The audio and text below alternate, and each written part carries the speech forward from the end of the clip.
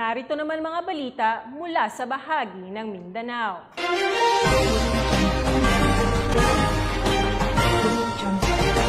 15 kasapi naman ng Bangsamoro Islamic Freedom Fighters ang tuluyang iniwan ang kinabibilangang grupo at nagbalik loob na sa pamahalaan ng Cotabato City.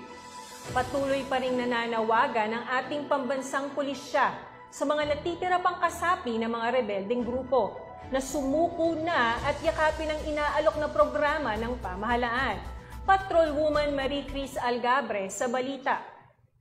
Nagbalik loob ang 15 na dating miyembro ng Bangsamoro Islamic Freedom Fighters sa ilalim ng Karialan Faction sa Sharif Kabunsuan Complex, Cotabato City noong Pebrero taong kasalukuyan.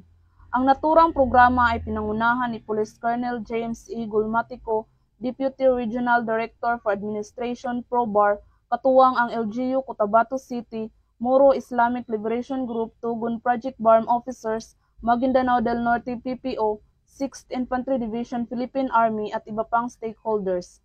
May kabuuang 15 BIFF ang sumuko at naglatag ng kanilang mga armas upang makabalik sa larangan ng batas at makikipagtulungan upang mapanatiling mapayapa at maayos ang rehiyon ng Bangsamoro.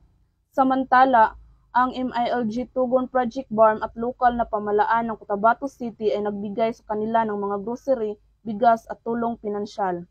Patuloy na nananawagan ang pambansang pulisya ng Pilipinas sa mamamayan na makiisa at makipagtulungan upang labanan ang insurhensya at hikayatin ang iba pang miyembro at taga-suporta ng CTG na magbalik loob sa ating pamahalaan at magbagong buhay kasama ang pamilya at patuloy na sumuporta sa ating gobyerno.